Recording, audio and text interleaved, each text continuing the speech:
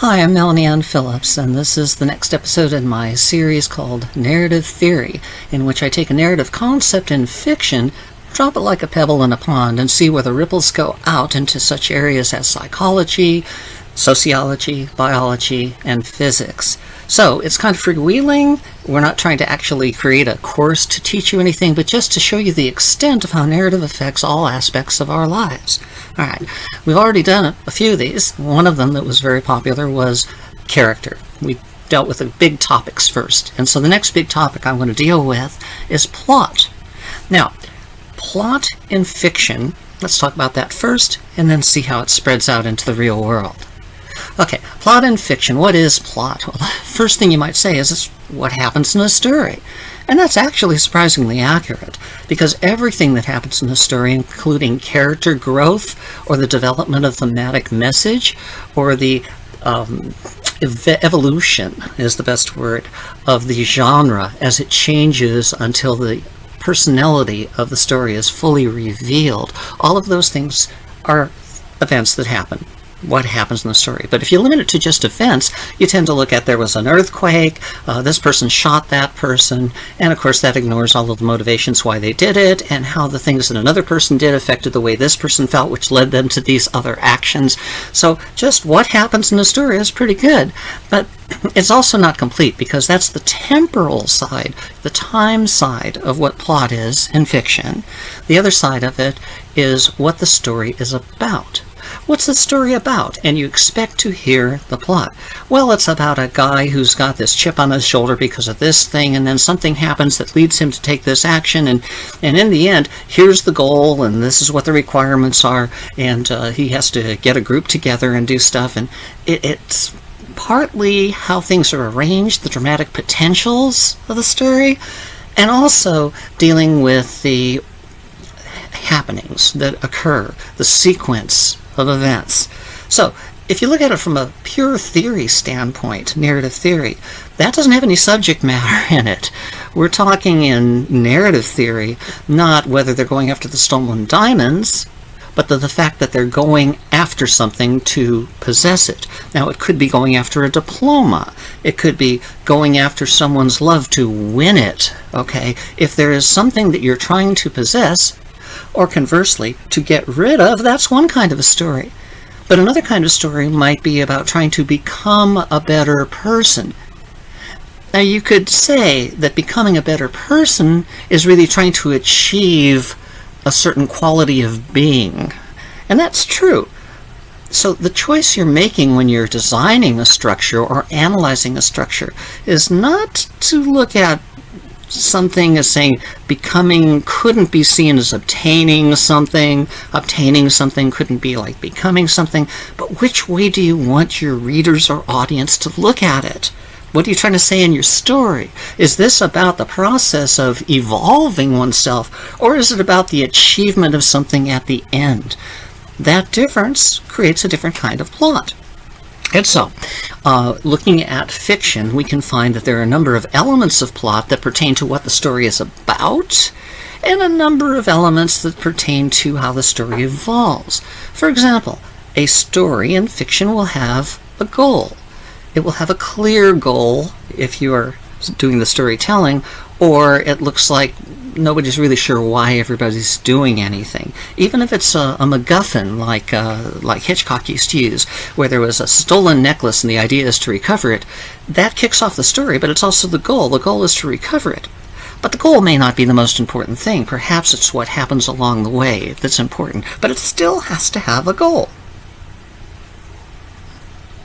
All right, so a goal is important. Requirements for the goal is important. And you'll also find that beneath requirements are prerequisites, another kind of dramatic term. What are prerequisites? Well, if the goal is to stop the famine, and the requirements are to gather 5 different mystical stones and put them back in the idol, then for every stone there may be different prerequisites, such as crossing a desert and needing to get camels and needing to get a guide, or trying to find a map in the National Archives that is rumored to have the location of one of these stones that's in a private collection. And so you can see how a plot can easily get very complex just with a simple goal of trying to stop the famine and the simple requirements of trying to get these 5 stones that will be put in the idol, and then magically the famine will be over. The real meat of the story, what gives it its personality, is what happens in the prerequisite level. But there's not just prerequisites. Okay, I'm back again. I have interruptions here because I'm just recording in a house with other people in it, and sometimes things go a little bit bonkers. So I'm back. Where I left off, I think, or a good place to cut back into this, is we were talking about the goal and the requirements and the prerequisites. And we were pretty clear on what that was before I got interrupted. So the next thing is to say that it's not just goal, there's also a counterpart, consequences. Consequences can be what happens if the goal is not achieved, like the dam breaks and people die from a flood. Or the consequences can be something that already exists that the goal is trying to get rid of. For example, people living under the yoke of a tyrant, and that will continue if the goal is not met. It will continue forever. So we have goal and consequences that are there, and then over here we have requirements, and requirements are the counterpart is the forewarnings. And the forewarnings of the consequence are the things that let you know that the consequence is getting near, just like the requirements let you know that the goal is getting near, the achievement of the goal is getting close, or the consequence is getting close. And these two things together, of the requirements and the goal, and the consequence and the forewarnings, kind of help create your tension in your story. One of them shows you're getting near, but is it as fast or fast enough to avoid the forewarnings that will cause this? For example, the forewarnings are cracks in the dam. The more cracks you get, the more the water starts spraying out, the more chunks keep falling off. That lets you know that that's going to be occurring soon. And it is really a chase between achieving the goal or suffering the consequences. But below that's that final thing, that prerequisites that we talked about that are very important to giving you the meat of your story.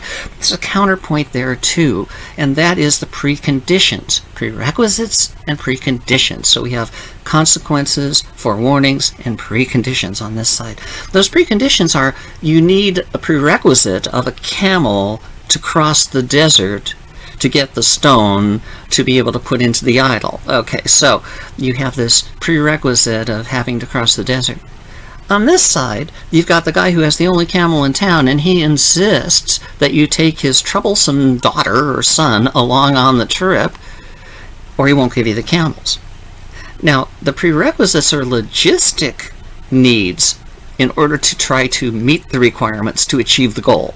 And over on this side are the non-essential, but because of somebody's preference, somebody's insistence. It's the human factor that says, I want it this way, and I won't give you what you need for your prerequisites unless you satisfy my preconditions. And as a result of that, the preconditions then are balancing off those prerequisites and making it difficult and giving more time for the forewarnings, which could lead to the disaster of the consequence, versus the prerequisites, which will lead you on to the requirements and to achieve the goal. Now, that's kind of the basics. There's a lot of other things that determine how fast and slow the story goes. Story points that determine that, or ways of judging how far along in the story you are. That's part of plot. There's all kinds of story elements, and we'll cover them in other episodes. But let's talk a little bit about the temporal aspect, the flow of the story. Now, as I mentioned earlier, the flow of the story is not just this is what happens in the story. It goes beyond that to the development of a character's arc, to them reaching perhaps a point of a leap of faith, or sticking with their guns and deciding to not change in order to be able to overcome obstacles against all odds. That is valid too. Even the development or evolution of your genre, so that it creates the context in which your story happens, giving it its final brushstrokes of meaning by the end of the story because of the genre. It's not just a bunch of requirements. I'm writing in a horror genre romance. It's got to have these elements. It's got to have these relationships. It's got to be set in this location. All of that together creates the personality. That's what genre is. It's the overall personality of your story, or your story's mind, as if it were a single individual, which is what the Dramatica theory that I co-created with my partner Chris is all about, is seeing every story as a single mind in which all the different characters are facets of that overall personality. And that, of course, matches what happens in real life when we all come together to a common purpose and we end up having a group mind, whether we're fans of a particular show, or we are devotees of a sports team, or whether we are a political party or identify us by our state of birth, or whatever we do. We create these group minds with every club we join, with every team we're a part of. We're the Millers, okay, as a family. That creates a group mind in which we all feel a sense of what it is to be a Miller and what our role is in it, just as characters feel what it is to be part of the story and at the same time know what their role is in it. And so we're looking at all of these aspects of genre and theme and character and plot per se, which are just the events by themselves. There was an earthquake, this guy shot that guy. The temporal progression of this over the course of the story, all right, is divided into chunks, as it were. There are acts, you're all familiar with those. There's sequences in which they're like dramatic movements, or movements in a symphony, where a particular mood or perspective or point of view, it's more nebulous than just an act. Acts are more based on what's going on, and when we've completed it, we move on to the next act. Sequences are kind of the flow, and it operates at a different time frame than the acts. And below that are the scenes. What specific scenes are occurring within those acts, within those sequences. And finally, within each and every scene, there are beats, specific beats. And from a structural standpoint in narrative theory, you can actually label what these beats are that have to happen in a scene, and then the order in which they occur creates the meaning of that scene and propels you on to the next. I'll just give you a hint, we'll talk about these more later, is that within a scene there are 4 primary beats you have to have, and that's the potential, the resistance, the current, and the power or outcome. It's an electrical circuit, only it's a dramatic circuit. And that dramatic circuit tells you what the dramatic potential is, what it's fighting against in terms of the resistance, the current, which is the interaction, and the power, which is the outcome of it, which then creates the potential for the next scene, driving the story forward. And later on, when we get more deep into the functioning of individual scenes and talk about beats, we'll give you specific examples and show you how it all works, so you can either recognize it as an analyst or create it in your own story. So let's put a cap on the fictional side of it right here and say, we've talked about the goals and consequences and all of those things that make up the spatial thing. What's the story about? And now we've talked about the temporal progressions that lead to a leap of faith character arc, development of the theme, development, evolution of the personality until we set the context by which to appreciate the story, so that your message then has that spin on it, that final spin that says, here is how we're supposed to look at this. All of those things are the movement forward. Let's leave fiction behind and now move to the real world. What's going on in stories is kind of as if you looked at your own mind and took your own thoughts and exploded them outward, projected them outward. Oh, I like a better level of exposure if I do that. I'll keep my hands up here. How's that? Okay, so anyway, working with the real world, it is the psychology of the story mind, which represents the psychology of any one of us. And the characters are the things that go on in our head. Our logic, there's a logic character. There's a passion or emotion character, and they play against each other. Sometimes they agree when you're in real life, and what makes sense also feels right. Fantastic! Those are the good times. Celebrate. But when it feels really right, but your logic says this doesn't make any sense at all, or it could even be a bad thing, well, now you got a conflict between those two parts of yourself, an inner conflict, okay? Or it could be that this makes total sense, but I hate it. I don't want to do it. Okay, so those are the kinds of conflicts just two of the archetypes will create that. There's other archetypes like your faith versus your doubt, you know? It's kind of like self-confidence and self-doubt are represented in those things. Can we do it, or can I do it? Can I not? Oh, and another thing you get as a free bonus, I don't know if you can hear it or not, is we're under the flight path. And so because these are off the cuff, good information, professional quality information, but very unprofessional recording studio situation. So when the planes go by, sometimes they're a lot louder than that. Now, I have to take a pause because I can't even think. All right, so when we're looking at the real world and talking about psychology, every story has a mind of its own.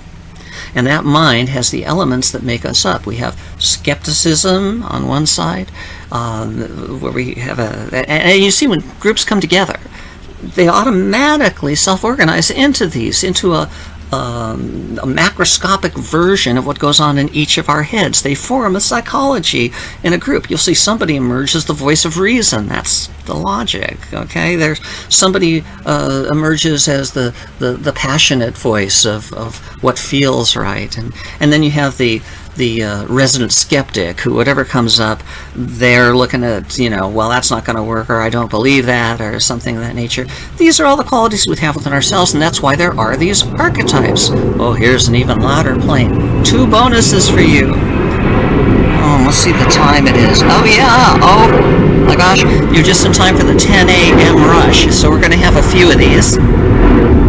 I'll have some coffee until it's gone. Sorry. That stuff on the bottom. I've heard that when you make a French press cup of coffee, all those oils that are floating on top and in there, that stuff raises your triglycerides through the roof. Don't care. I love the coffee and the French press. All right. So, plane is gone. So you have the story mind psychology, and you have these characters who represent the facets, and theme represents our value standards that we have. We're always weighing, is this the way to look at it? Is that the way to look at it? What's the moral choice, the proper choice, the comfortable choice? All of those things are part of theme, and they're represented externally to ourselves in the story. And the story itself is the psychology of the whole mind. We don't see it because we're looking at different people doing different things, feeling different things, trying out different moral standpoints within this particular genre. We never realize that it's really just a large psychology, the exploded mind of the human, okay? And so that's why everything that we see in stories pertains to psychology. For example, in plot, we can often look at Hamlet, okay? Hamlet wants to get revenge for his father's death. He knows who did it. He has opportunity, but he keeps thinking, well, if I kill him now, he'll go to heaven because he's in prayer, and therefore my revenge will not be satisfied. What kind of revenge is that? And so he continually overthinks the plumbing until he totally screws it up and it turns into a tragedy at the end. We do that in our own lives, and the main character often represents, since it's who we feel the story is about, whose shoes we stand in or look over his shoulder, like Scrooge. We're interested in how he's going to decide. We're also interested in whether the goal is achieved, especially in action pictures, and that's a protagonist. A protagonist is the character who's trying to achieve the goal, whereas the main character is the one who the decision point or character growth or choice revolves around. All right, so don't want to go too much into that, but you can see how it deals with the psychology of it all. And moving on also, we realize that it deals with society. As I mentioned, groups come together, and you have Apple Computer, for example, and Steve Jobs was the head of it, or you have somebody who represents the hero of a particular thing or the star of a particular show, and those people then become the iconic representation, the avatar for the group mind as a whole. I'm writing a series of novelettes right now. It's called The Event, the whole series, and it covers 24 books, of which I've done 6, and it's a science fiction thriller, and one of the key elements of it is how these group minds form, and how all of the entire planet can be thought of as a large group mind in which the nations are, in fact, characters. Some years ago, over 10 years ago, we were working for the government. We first had a contract with the NRO, who heard about our work, and they wanted to hire us to analyze what was going on with other nations and what was going on with terrorists, and see if we could create a narrative form of what the story was about, and then also project forward how it might evolve through time, and say what's happening in this story, so that we could predict. They said don't use the word predict, use the word project. Predict it, you have to be absolutely accurate. Okay, project. Okay, so we could project what terrorists might do. Lone wolf terrorists. We could do retroactive analysis, and we could do current projections to say, here's a red flag. If you see this combination of things, and this is the next one in the sequence, that's where you gotta be worried, and it's an easy thing to see. So we worked for the NRO, more on a global level with relationships with different nations, friendly and unfriendly. And then we worked for the CIA for a while, doing a lot of work on terrorism, and we worked for the NSA, recognizing patterns that might be happening in the world that we wouldn't see, and how we could target. I wrote a paper called something like Targeting Informational Gathering Resources Based on Narrative Expectations, or something like that. It was a white paper I did. You can see that there is this social aspect that goes just beyond how people are going together. I suspect that with the modeling we did 30 years ago, from which we found the DNA of narrative, of the psychology of narrative, it's the internal equivalent of DNA, or if DNA describes the body, this narrative system we found, Dramatica, we actually called it the story mind, and then we later labeled it mental relativity, because it had some of the same things that you see in physics. Why? Because we're all in the same physical universe. It's not surprising that our minds would have roots in the equivalence, the process equivalence of the mind, as to what happens in physics. So the mind, for example, is a machine made of time. Every gear and pulley is a process, not an object. And these processes relate to one another the same way objects relate to one another in the external world. So we'll get into that more. I even have already done one called The Physics of Narrative, in which I briefly touch upon some of this stuff. But we're talking about plot. So plot can be physical processes. You can say this is what happens, or it could say how these things work together. And the reason we see them work that way is because those are the patterns our mind is capable of perceiving. And in fact, there may be all kinds of stuff going on around that we can't see within our 4 dimensions of our mind. Remember, externally we have mass and energy and space and time. And here in our minds we have knowledge and thought and ability and desire.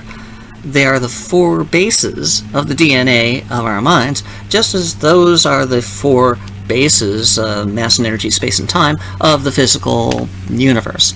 In stories we have an advantage, because in the universe we can only see it from the inside looking out.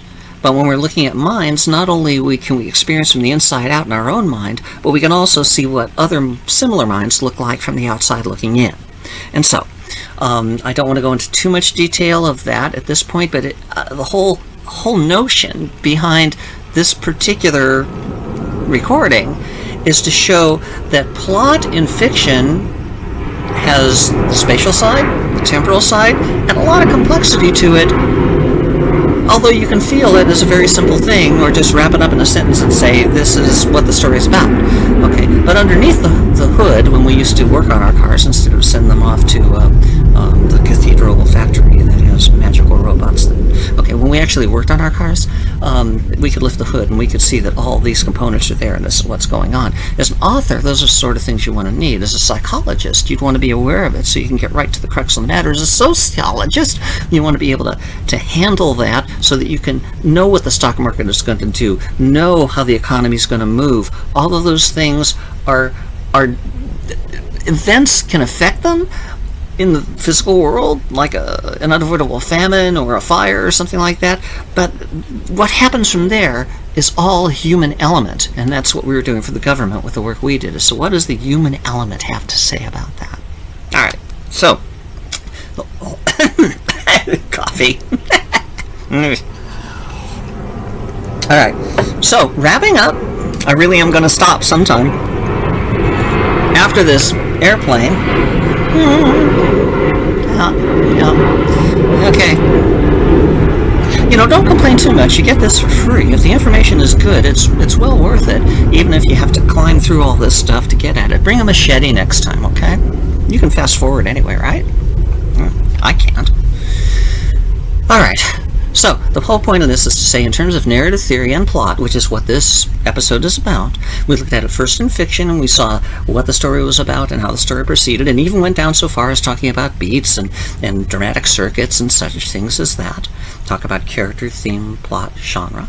And then we said, here in psychology, this is how it happens in our own minds when we have decisions to make, when we're playing one thing against another, when our morality says one thing and our sense of what's expedient in plot that we're figuring out what to do, says something else. And then when we went beyond it to society, and we talked about group mind and how all that works conceptually. And I'll give you very good examples of that later from some projects we worked on for a sports team to try to meld a team with individual hero members who are superstars, how you could create a single identity for the team, a group identity in which they were willing to not serve what was best for them as a star in order to serve what was best for the team. It's an interesting story. I'll give you that later. And then finally in physics, we just barely touched on physics about how that works. And in biology, well, there's a story for you. I haven't talked much about biology, but the actual